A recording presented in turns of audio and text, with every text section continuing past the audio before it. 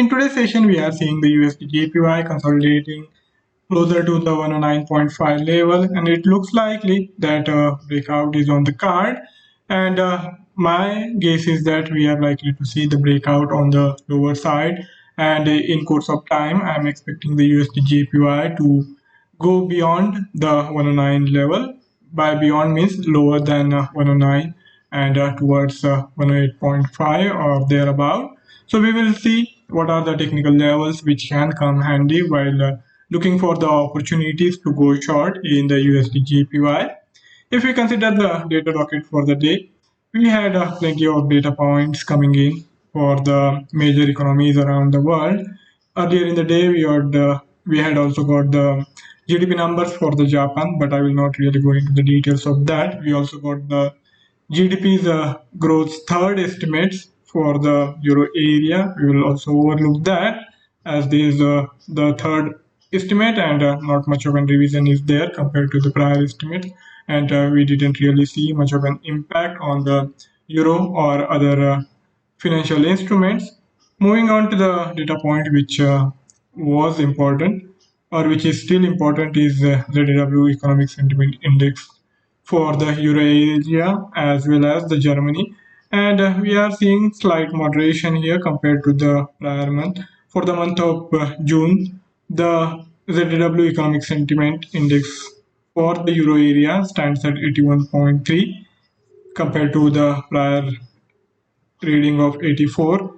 And for the Germany, the decline is more pronounced, and this month it is at 79.8 compared to the prior reading at 84.4.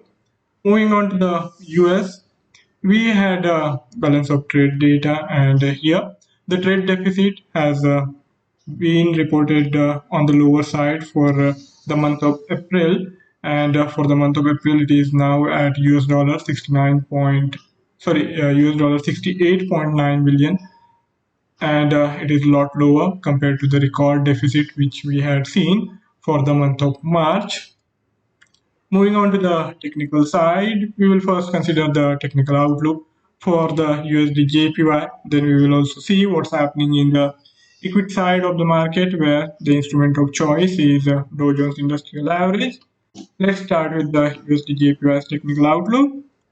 This is the daily time frame chart, and here, after failing to get the breakout on the higher side beyond 110.5, we saw the reversal of fortune for the USD JPY, and now it has come closer to the support area on the lower side. It has been consolidating for last two sessions closer to 109.5, and if we consider the Friday's non-farm payroll data's impact on the USD/JPY. This time around, I am expecting the USD/JPY to go towards this prior swing low, which is there around 108.5 or even beyond that.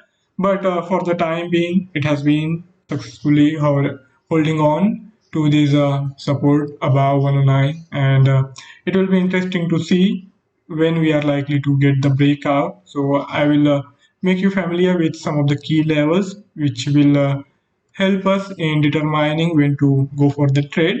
If you consider the lower time frame charting, we have this central pivot point around 109.3, and that's where the USD JPY has been consolidating for more than a day now. In today's session also, it has moved on both the sides up and down, and for the time being it is above this central pivot point. But as the US session is progressing, I am seeing some selling on the higher side, and if we get the breakout below this central pivot point, I think that will clear the deck for the USD JPY to move lower towards this first support of this month's pivot point series, which is kind of far at 108.6. So we will have plenty of room for the USD JPY to move lower, and if we get the entry at the opportune time, we can be fairly confident of profiting in this trade. So watch out for the breakout anywhere around the 109.3 to 109.2 price band. while keeping the stop loss just little above this central pivot point. So instead of going for a limit order, I think it will be better to short it on the lower side and wait for a couple of hours more. And if we have pronounced shift on the lower side, and if we see the selling pressure building up, then I think that will be the appropriate time to go short, and we can expect it to break below yesterday's low. And in next couple of days we can expect the move toward these first support. If you consider the regression curve, it has also started to incline on the lower side after the price action has gone sideways, and now we saw this low being formed, which was lower compared to these consolidation range lows. And if we get the breakout below this central pivot point, I think more market participants will be willing to go short on the USDJPY. If you consider the lower time frame charting, we have this central pivot point around this convergence of 100 and 200 SMAs, which are there closer to 109.7. So this is the price zone which is likely to offer the strong resistance for USDJPY, and that's what we are seeing for these last two trading sessions. Even in today, it has hovered just below this resistance zone, and I think unless and until we have any fresh breakout beyond this resistance area, we can be fairly confident of the continuation of the bearishness in the USD And that's why I feel if we are going to short it anywhere closer to the day's lows, while keeping the stop loss closer to the day's high, around 9.5, we will have a fair chance of profiting in this trade. And the target price, as I said, is going to be closer to the first support of business pivot point series. So that is going to offer us good enough risk reward ratio of even better than 1 is to 2. Now moving on to the equity segment,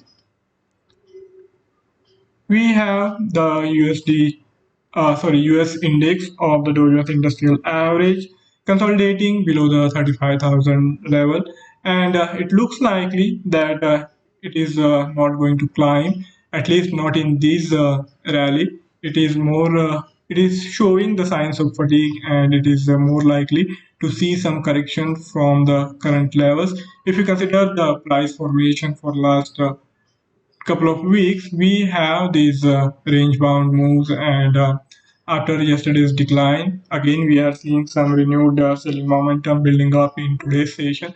And as a result of that, I feel it will be profitable for us to keep the powder dry and stand ready. If the market offers the chance to go short, we should take that, but we will have to keep in mind some key levels which are going to be important moving forward. And one of that level is the central pivot point. I think for a big move on the lower side, first we will have to wait for the breakout below this central pivot point, which is there around 34,300. And this has been the price area where the Dow Jones Industrial Average has found support. And unless and until we have a clear breakout below this, I think the chances are that the Dow will be spending more time consolidating rather than rallying on either side. And as I said, if we look at the price formation, it has gone sideways. So that's the reason why I am not that bullish on the Dow Jones Industrial Average. And in today's session, the price action is likely to remain muted, and I'm expecting it to try to retest this central pivot point. And if you are willing to go for scalping kind of trades, then I think the stop loss will work out fairly close at this immediate swing high, and you can expect the retest of this central pivot point. The price area around 34,300. But if you are waiting for the swing trade, then you will have to wait for a clear cut breakout above or below the major price area. And by above, I mean this swing high need to be broken. And if we are going to go short for the bearish trade, we will need to see the breakout below this central pivot point. And if we want to look for the trade, we will of course have to also keep in mind this SMA formation. We have these three SMAs converging closer to the 34,600. These are at crucial juncture if we see the price formation moving lower, and as I said, a breakout below 31,300 is going to be key. In that kind of scenario, this convergence area can be utilized to set the stop loss. The stop loss can be set just little above this convergence zone for these three SMAs, and the target can be kept even below 34,000. I think for target we can rely on this first support of this month's pivot point series, which is there around 33,500. So we will have plenty of room on the lower side for the low to move, but first we will need the low to spend more time on the lower side below these 200 SMA, and then eventually it should break out below this prior swing low. Only in that kind of scenario we can utilize this convergence of these three SMAs to act as our stop loss level, and we can then breathe easy and wait it out for the target to be hit. Of course, the stop loss can also be hit, but the risk reward ratio is going to be in our favor, and the risk reward ratio is at least 1 is to 2 or even beyond that, depending on where your entry will be.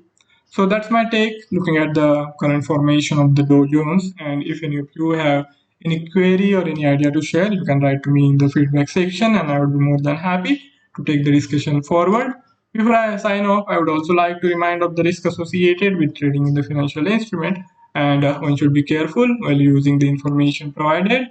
Have a fabulous day ahead. See you next time. And don't forget to subscribe to the Radioscopy webinar channel to stay updated on market developments. Thank you. Good